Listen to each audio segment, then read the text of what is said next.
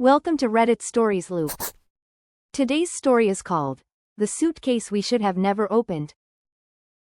I've always thought that the worst deaths aren't the ones born from hatred, but the ones that come by accident. A slip, a joke, just 1 second, that stretches into eternity. People fear ghosts. I fear guilt. Because guilt doesn't vanish. It doesn't knock on your door at night. It doesn't haunt your dreams. It simply breathes beside you, reminding you that you're still alive when someone else isn't. Rosa was my best friend. My perfect opposite. Where I was quiet, she sparkled. Where I hesitated, she jumped without looking. She could twist pain into laughter, turn any mistake into a story worth telling. I remember the first time I met her, a boring college class we both hated. She walked in late, hair a mess, coffee in hand, grinning like she owned the world. Offered me a sip as if we'd been friends forever. From that moment on, she never left my side. Years passed. Boyfriends, jobs, lost weekends. No matter how far we drifted, we always found our way back to each other. Until that weekend, the cabin trip was supposed to be like old times.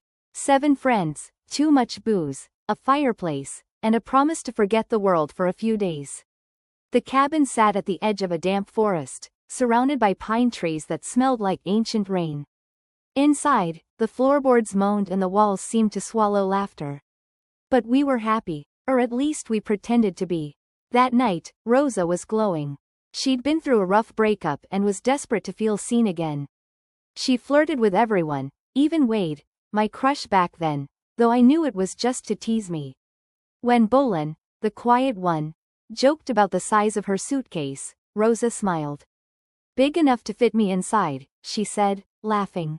We all laughed too. Lakeisha, tipsy and loud, added, "You should totally hide in there and scare him when he opens it."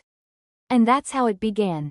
A harmless joke, an innocent dare, a chain of small decisions we couldn't take back. I remember Rosa climbing the stairs, glass in hand, cheeks flushed, eyes bright with mischief. "Girls, come with me," she said. "We're about to make history." We followed her, giggling, never imagining what kind of history it would become. Rosa picked out black lingerie. "Don't judge me," she said, rushing her makeup in front of a cracked mirror. "I just want Bolin to remember me." "Trust me," I replied, "he never will forget you."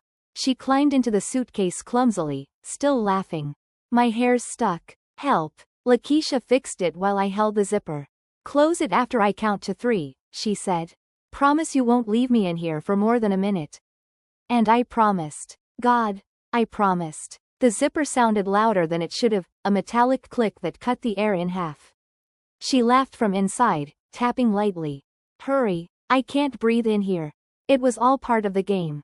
We ran upstairs to get Bolin, insisting he grab his suitcase. We laughed, he blushed, and everyone else stayed outside watching fireworks. I glanced down the hallway one last time. I could have sworn the suitcase wasn't there anymore. Or maybe, I just didn't want to see it. The rest of the night blurred into noise, music, alcohol, laughter. Wade sat beside me by the fire, his hand brushing mine, whispering, "Finally, just us."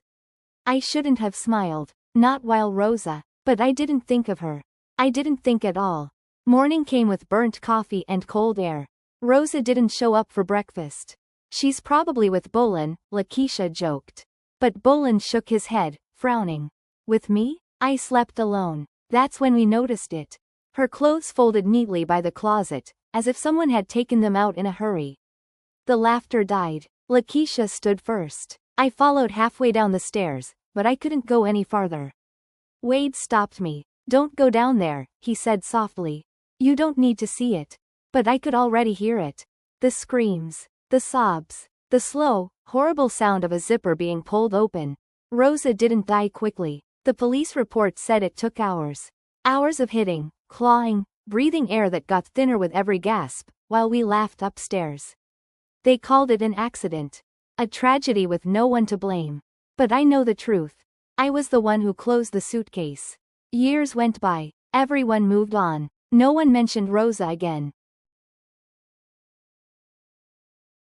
Before we finish, if you enjoyed this video or have a similar story, share it in the comments, give it a like, turn on the notification bell, and subscribe so we can keep growing together as a community.